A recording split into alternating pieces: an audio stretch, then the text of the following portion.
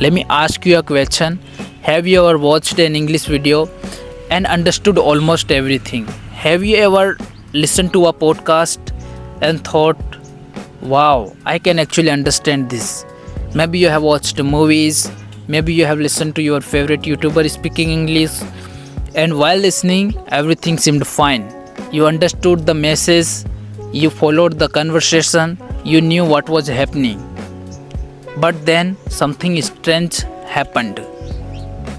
When someone asked you a simple question in English, maybe it was, how was your day? What do you do? What are your future plans? And suddenly your mind went blank. Not because you did not understand the question, not because you were unintelligent, not because you had never seen those words before. You understood the words, you knew the words, you understood the question, but for some reason you couldn't answer. If you have ever experienced this before, I want you to know something. You are not alone. In fact, millions of English learners around the world face exactly the same problem. And here is the interesting part. Most people think this means they are bad at English. They think this means they need more vocabulary, more grammar, more books, more videos, more courses. But what if that's not the real problem? What if the reason you can't speak English has nothing to do with your intelligence? What if the reason is more simpler than you think? That's what we are going to talk about today. Before this video ends, you will exactly understand why this happens and what you can do about it. Because once I understood this lesson, everything started changing. Not overnight, not magically, but steadily. And honestly, I wish someone had explained this to me years ago. So let's start with a simple truth. Understanding English and speaking English are not the same skill. And this is where most learners get confused. Think about sport for a moment. Someone who watches cricket every single day, they know all the rules, they know every player's strengths and weaknesses. They can predict what might happen next. They have watched hundreds of matches. But now, let me ask you something. Does this automatically make them a great cricketer? Of course not. Because watching and doing are different skills. The same thing happens with English. Listening is a one skill, speaking is another skill. Reading is a one skill, writing is another skill. Understanding skill is a receptive skill, and speaking English is a productive skill. And productive skills require production.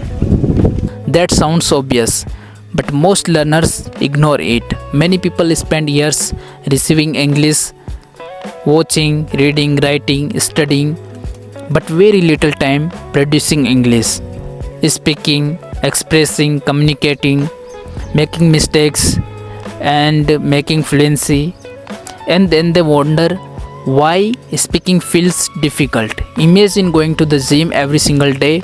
You watch people work out, you watch people exercise, you watch workout tutorials, you learn about fitness, you read books about muscle growth. You know everything in theory, but you never touch a weight. Would your muscles grow?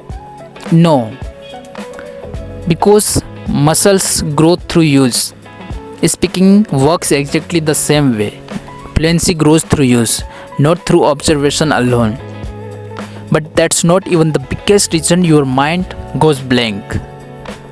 The next reason surprised me when I first learned it, and it completely changed how I practiced. Most people don't realize that there is a huge difference between recognizing information and recalling information.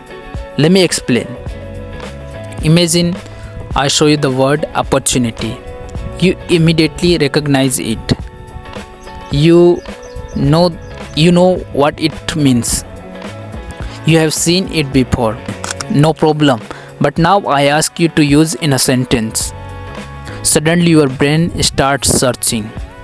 You know the words, but retrieving it takes effort. That's because recognition is easier than recall. Your brain can recognize thousands of English words, but speaking requires instant recall, and recall only improves when you repeatedly practice using those words. Think about your phone number. You don't need to think hard before saying it. Why? Because you have used it hundreds of times. The information became instantly accessible, and English fluency works the same way. Words become available through repetition and use, not through memorization alone. And this was one of the biggest mistakes I made. For a long time, I believed that my problem was vocabulary, so I kept learning new words every single day. More lists, more notebooks, more flashcards, and it felt productive. It felt like I was making progress, but my speaking did not improve much. Then one day I realized something. I wasn't struggling because I knew too few words. I was struggling because I wasn't using the words I already knew. And that realization changed everything. Instead of learning hundreds of words every week, I started using the words I already had. And surprisingly, my speaking improved faster. I remember trying to answer simple question that should have been easy. Questions like, what did you do today? And my mind would freeze, not because I did not know English, because I had never practiced turning thoughts into spoken English. I had spent years collecting information, but almost no time building speaking skills. And that brings us to another important truth, that speaking is not a knowledge problem.